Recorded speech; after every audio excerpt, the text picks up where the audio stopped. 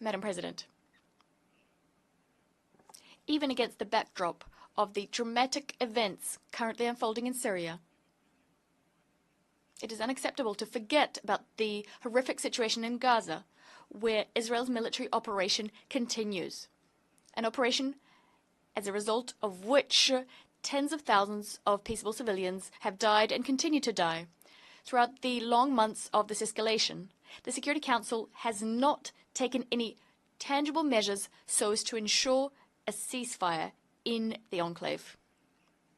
Humanitarian decisions remain dead letter, and yet several hundred humanitarian workers have died. Those who were putting their lives on the line, providing assistance to Palestinians. Why did this happen?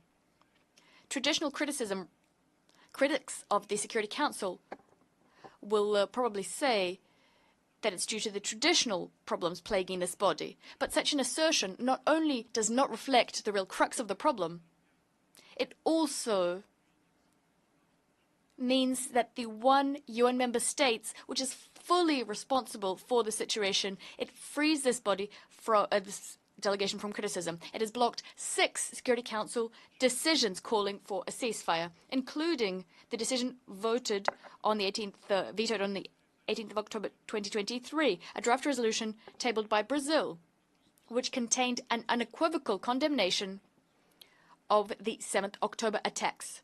And I'm saying this for the benefit of our US colleague who lamented the fact that no such Security Council decisions were tabled.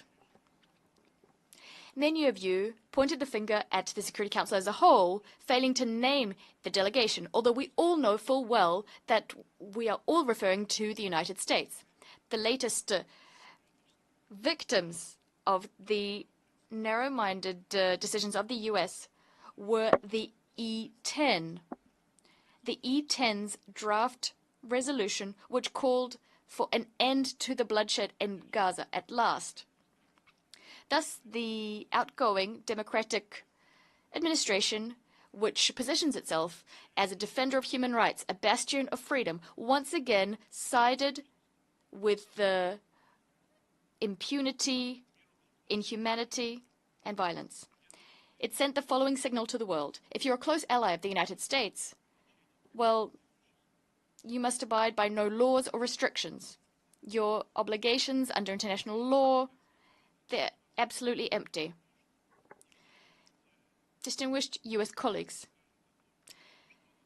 not everyone in the room today will speak openly about what they think about your veto, because many fear the consequences. We know that Washington punishes any dissent from it, not to mention any criticism of it.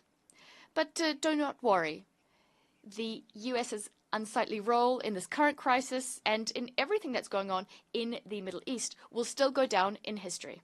Madam President, the veto is an instrument which was designed by the founding fathers of the UN not to give license to your friends to kill civilians. It was created to ensure that Security Council decisions are balanced in their character. Unfortunately, the US has not realized this and is using this to encourage the Israeli military machine.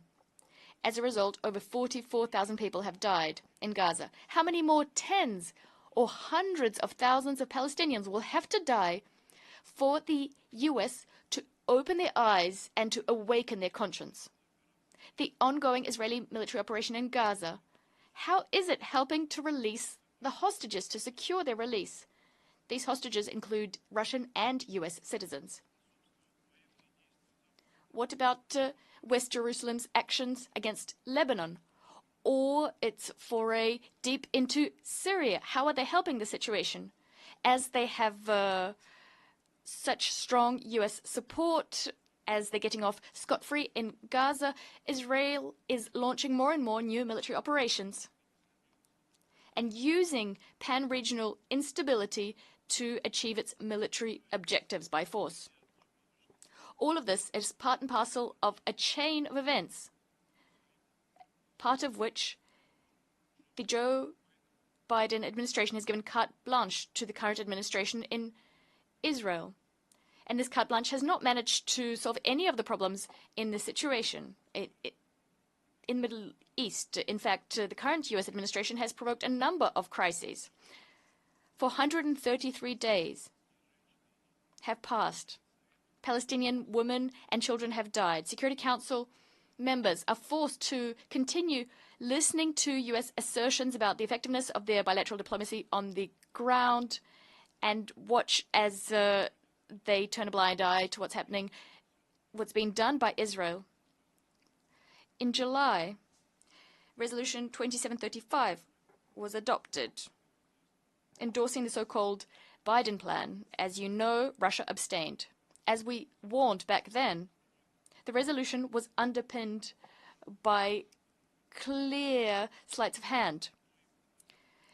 West Jerusalem is not only following that plan, in fact, it continues to set more and more new conditions, which it knows are unacceptable to the other party.